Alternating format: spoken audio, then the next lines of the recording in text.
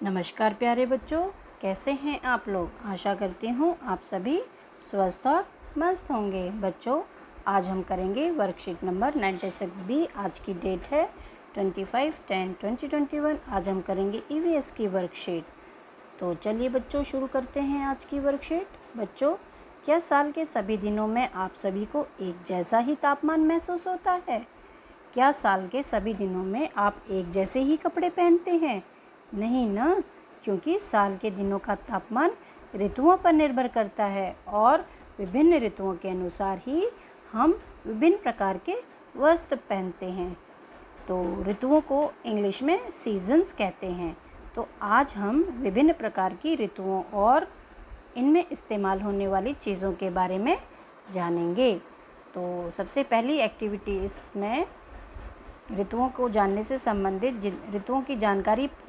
ऋतुओं से संबंधित जानकारी प्राप्त करने से संबंधित जो है पहली एक्टिविटी हमारी रहेगी ये वाली। बच्चों, ऋतुएं मुख्यतः 4 प्रकार की होती हैं। ग्रीष्म ऋतु यानी समर सीजन, वसंत ऋतु यानी स्प्रिंग सीजन, पतझड़ यानी ऑटम सीजन और सर्दी यानी विंटर सीजन। नीचे एक तालिका दी गई है। इसमें ऋतुओं के अनुसार एक वृक्ष की 4 अवस्थाएं दर्शाई गई हैं। तो आप देखेंगे 1 अवस्था, 2 अवस्था, 3 अवस्था और ये 4 अवस्था, चौथी अवस्था। तो इसमें आप देख रहे हैं अलग अलग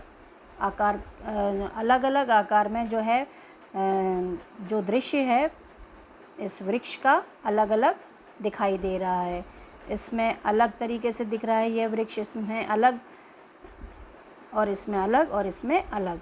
तो चित्रों के नीचे ऋतुओं के नाम लिखे हैं। ये जो चित्र है इसके नीचे ऋतुओं के नाम आपने लिखने हैं कि किस यह स्थिति, यह अवस्था किसी वृक्ष की वो कौन सी ऋतु में आती है। तो यहाँ पर उस ऋतु का नाम लिखेंगे और फिर इनसे संबंधित महीनों के नाम लिखेंगे कि यह अवस्था, यह वृक्ष की यह अवस्था जो जिस ऋतु की होती है वह यहाँ लिखेंगे ऋतु, और ये कौन कौन से महीने में ऐसी अवस्था आती है और यह ऋतु कौन कौन से महीनों में रहती है। तो यहाँ पर हम महीनों का नाम लिखेंगे। ठीक है बच्चों, तो चलिए शुरू करते हैं। इसमें सबसे पहली अवस्था में अगर आप देखेंगे तो सबसे पहली अवस्था में अगर आप देख रहे हैं यहाँ पर फूल हैं, देख रहे हैं यहाँ पर बटरफ्लाई है, तितली है, यहाँ पर पक्षी चहचहा रहे हैं। तो ऐसा दृश्य आपको कब दिखाई देता है? कौन से मौसम में आपको ये दृश्य देखने को मिलता है? वृक्ष की ऐसी अवस्था कौन से ऋतु में होती है? तो ऐसी अवस्था वसंत ऋतु में होती है। ठीक है बच्चों, वसंत ऋतु। वसंत ऋतु को हम कहते हैं इंग्लिश में स्प्रिंग सीजन। और ये कौन कौन से महीनों में आता है ये स्प्रिंग सीजन? फरवरी और मार्च। मार्च आपको लिख कर दिया हुआ है और फरवरी हमने लिख दिया है। फरवरी को इंग्लिश में फेब्रुअरी। ठीक है बच्चों, अब हम आते हैं सेकंड स्टेज पर। इस तरह की स्टेज आपको कब दिखाई देती है? जब आपको सूरज दिखता है, फूल भी दिखते हैं, फल भी दिखते हैं इन वृक्षों में। ठीक है, और जो है सूरज से गर्मी भी आती है। तो ऐसा मौसम आपको कब दिखाई देता है? ऐसा मौसम हमें ग्रीष्म ऋतु में दिखाई देता है, यानी कि गर्मी का मौसम। तो गर्मी के मौसम को इंग्लिश में समर भी कहते हैं, समर सीज़न।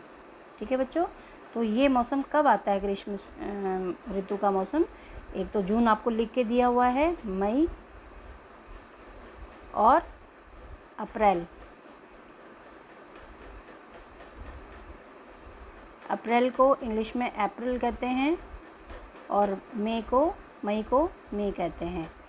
ठीक है, तो ये हमारा ग्रीष्म ऋतु से संबंधित हो गया पेड़ की स्थिति। अब हम आते हैं तीसरी स्थिति में, तीसरी अवस्था। पेड़ की तीसरी अवस्था जो अगर आपको दिखाई दे रही हो तो इसमें सारे पत्ते पीले पड़ गए हैं, पत्ते नीचे गिरे हुए दिख रहे होंगे आपको। ये देखिए अलग अलग जो है सभी दिशाओं में पत्ते ही पत्ते नज़र आ रहे हैं और कभी कभी बादल लगे हुए भी नज़र आते हैं, बारिश भी दिखती है कभी कभी, है ना। तो ये मौसम होता है हमारा पतझड़ का मौसम। कौन सा मौसम होता है बच्चों?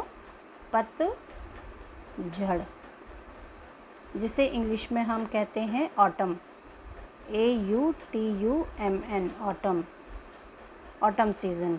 तो ये सितंबर में आता है, सितंबर लिख के दिया हुआ है। सितंबर को इंग्लिश में सितंबर कहते हैं। और दूसरा होता है अक्टूबर, अक्टूबर और फिर नवंबर में भी पतझड़ का ही मौसम रहता है, स्टार्टिंग के नवंबर में 1 से 15 तक। ठीक है, अक्टूबर को इंग्लिश में अक्टूबर कहते हैं और नवंबर को नवंबर इंग्लिश में। ठीक है बच्चों, तो इस तरीके से हमारी ये 3rd स्टेज हो गई। अब हम आते हैं 4th स्टेज पर, जिसमें आप देख रहे हैं एक व्यक्ति दिख रहा है, एक बच्चा कह लो, व्यक्ति कह लो, जिसने स्कार्फ पहना है, टोपी पहनी हुई है। और पत्तों में भी अगर आप देखेंगे, इसमें पेड़ के पत्तों का जो है टेक्सचर बिल्कुल डिफरेंट हो गया है, हल्का हल्का वाइटिश हो गया है। ठीक है, तो यह कौन से सीज़न में होता है? यह सर्दी का मौसम जब आता है तो ऐसी स्थिति हमें देखने को मिलती है। कौन सी स्थिति में आता है? सर्दी के मौसम में। तो सर्दी को हम इंग्लिश में कहते हैं विंटर सीज़न। ठीक है, तो इसमें ये कौन से महीने में आता है? दिसंबर में आता है, जनवरी। ठीक है, इसको इंग्लिश में क्या लिखते हैं? JANUARY, जनवरी। ठीक है बच्चों, इस तरीके से हमारी ये एक्टिविटी कंप्लीट हो गई। अब हम आते हैं नेक्स्ट एक्टिविटी की ओर।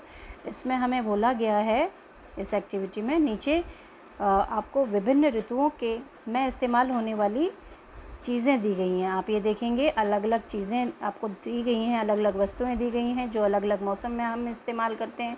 संकेत बॉक्स की सहायता से इन्हें पहचान कर इनका नाम और जिस ऋतु में ये चीज़ें काम आती हैं उस ऋतु का नाम अपनी कॉपी में लिखना है। तो चलिए इसको करते हैं। सबसे पहले आपको जो दिख रहा होगा, यहाँ पर वस्तु का नाम लिखना है और वहाँ पर ऋतु का नाम लिखना है। तो चलिए हम सबसे पहले वर्षा ऋतु को लेते हैं। वर्षा ऋतु, तो वर्षा ऋतु में आप कौन कौन सी चीज़ें इस्तेमाल करते हैं? इनमें से नंबर 1 छाता, ये छाता। और नंबर 2 आपको ये सबसे पहले ही दिया हुआ है रेनकोट। रेनकोट को इंग्लिश में क्या लिखा हुआ है? यहाँ पर रेनकोट ही लिखा हुआ है, वैसे हिंदी में इसको बरसाती भी कह सकते हो। ठीक है, तो ये हो गई हमारी वर्षा ऋतु से संबंधित वस्तुएं। अब हम आते हैं सर्दी से संबंधित वस्तुएं। ठीक है, तो सर्दी का मौसम। सर्दी के मौसम में कौन कौन सी वस्तुएं इस्तेमाल करते हैं? एक ये मफलर और एक स्वेटर। तो नंबर 1 स्वेटर लिख देते हैं। और नंबर 2 में हम क्या लिखेंगे बच्चों? ऊनी स्कार्फ। ठीक है, तो उसके बाद हम आते हैं, ये हमारा हो गया सर्दी ऋतु से संबंधित। उसके बाद हमारा है ग्रीष्म ऋतु से संबंधित। तो हम लिखते हैं ग्रीष्म, यानी कि गर्मी का मौसम। तो ग्रीष्म ऋतु में आप क्या इस्तेमाल करते हैं? कॉटन की टी-शर्ट इस्तेमाल करते हैं और धूप का चश्मा। तो नंबर 1 धूप का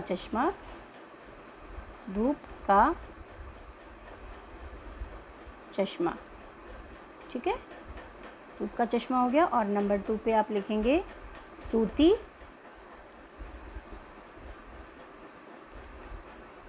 टी-शर्ट।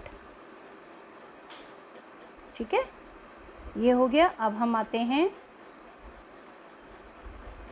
चौथे सीज़न की ओर। चौथा सीज़न हम लेते हैं पतझड़ का। पतझड़ ऋतु। पतझड़ ऋतु में इनमें से क्या इस्तेमाल करते हैं? एक ये पत्ता इकट्ठे करने वाली टोकरी और पत्ता इकट्ठा करने वाला औजार। तो नंबर 1 लिखेंगे सूखे पत्ते, क्योंकि पतझड़ के मौसम में पेड़ों से पत्ते गिरने लगते हैं सूखे हुए।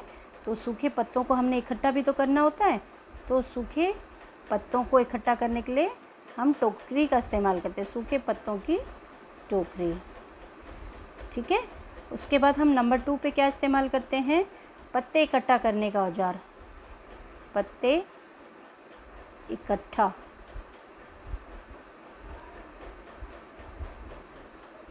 करने का औजार। ठीक है, तो अब हमारी नेक्स्ट एक्टिविटी होगी जिसमें हमें बोला गया है कुछ करने के लिए। नेक्स्ट एक्टिविटी हमें क्या दी गई है कि जो ऋतु आपको सबसे अच्छी लगती है उससे संबंधित चित्र बनाना है। चाहे वो ग्रीष्म ऋतु से संबंधित होगी, अगर आपको गर्मी अच्छी लगती है तो उसमें आप एक बच्चे को आइसक्रीम खाता हुआ आइसक्रीम वाला आदमी दिखा सकते हैं जो आइसक्रीम की रेडी लेके खड़ा है, बच्चे खरीदते हुए दिखा सकते हैं। और आप नदी में नहाते हुए बच्चे दिखा सकते हैं। ठीक है, और समुद्र का चित्र दिखा सकते हैं जिसमें लोग समुद्र में जो है एंजॉय कर रहे हैं, बीच में एंजॉय कर रहे हैं, समुद्र के किनारे जो होता है। अगर आप सर्दी का मौसम अच्छा लगता है तो उसमें आप आग तापते हुए व्यक्ति को दिखा सकते हैं।